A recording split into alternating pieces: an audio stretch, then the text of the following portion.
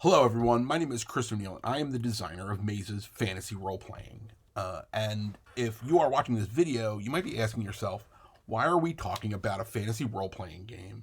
Uh, how could that be innovative or interesting or important enough to be a part of IndieCade in a world where 5th edition Dungeons and Dragons is the biggest role playing game of all time? And that is really what our focus has been. We asked ourselves, how do we want to play a game? How do we want to experience this content? And in a modern way, one of the biggest issues is that Dungeons and Dragons is designed to be played over a long campaign. You might need 60 hours in order to truly appreciate a single story. You have to read hundreds of pages of rules.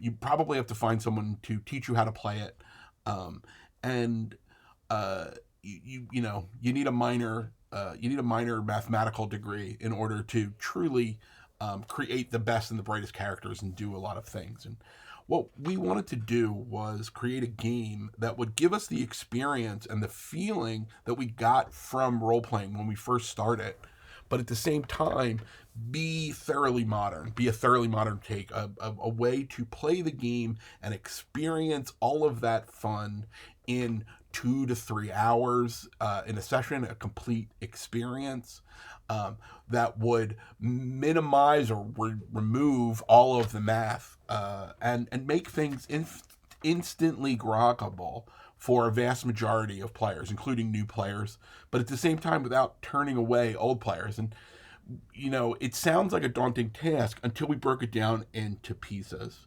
So where we started with was what we think is a revolutionary idea is we created this system that allows you to just roll a single die. And so each player has their own die, a d4, a d6, a d8, or a d10.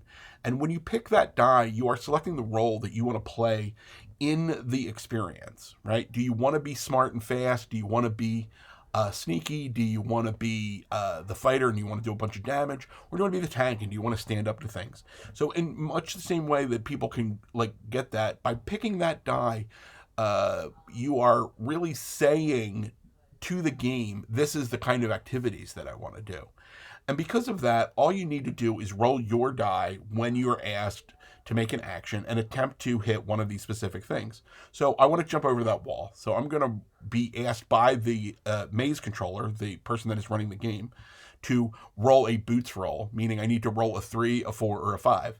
And as you can see instantly, if I roll a d4 or a d6, I have a pretty good chance of doing that. If I'm rolling a d10, I have less of a good chance.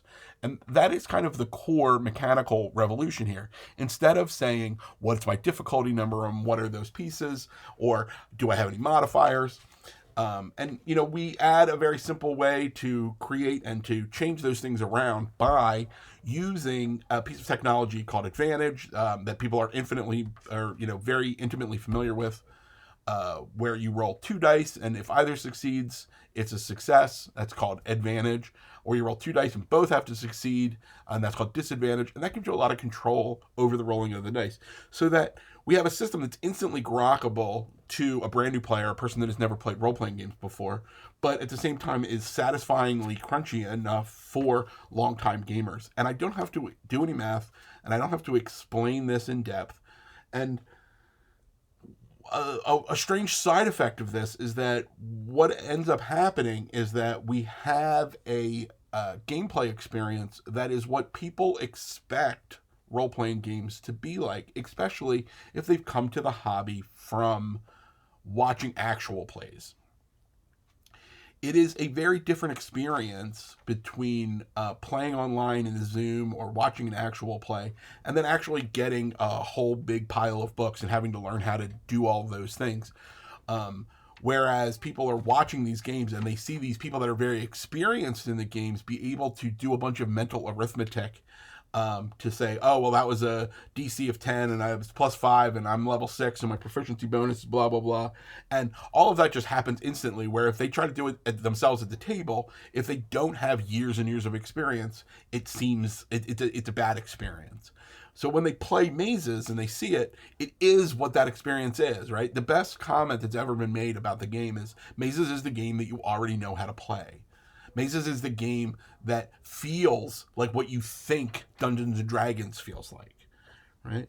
Um, and so all of these things together, when we do that, right, they're support of what we call novella style play. And novella style play is this idea that says, I don't need to play a giant campaign. I don't need uh, 60 hours or 120 hours of gameplay in order to have a fulfilling narrative experience. Right? The original Sword and Sorcery tales were generally short stories and novellas. They were tales of dangerous men and women that were getting themselves into danger and getting themselves into trouble and then getting out of that, right? And sometimes getting away with, a big ruby and an awesome treasure, and sometimes just escaping the wastelands with their lives. That novella style play, this idea that says, how do we create a compelling narrative in just a few scenes, is really supported by the way that the game plays and by the game system itself. And some of the additional systems that are added in are really designed to emulate that story form, so that you're getting that amazing experience without having to play years and years of the game. Which all of that, the novella style, the fact that it's instantly grokkable, the fact that it looks like what people expect it to look like, has another really amazing effect, which is it plays on Zoom, it plays on Google Hangout, it plays on live stream, it plays on Twitch exactly the way that it plays on your tabletop, which is I don't know if there's any other game that can say that, right? And when you watch people, especially people that are new to the hobby, or you watch people that are coming back to the hobby, right? That's a huge part of this, right? People that are just remembering how much fun they had when they were in high school, right? Doing this, they can come back to it. They can watch some actual plays, and then they can have that same experience themselves. And we think that this is the way that people want to consume fantasy role playing as we move into the future, and we see mazes as the best way to get there. And thank you for your time. Thank you for listening to this quick explanation. And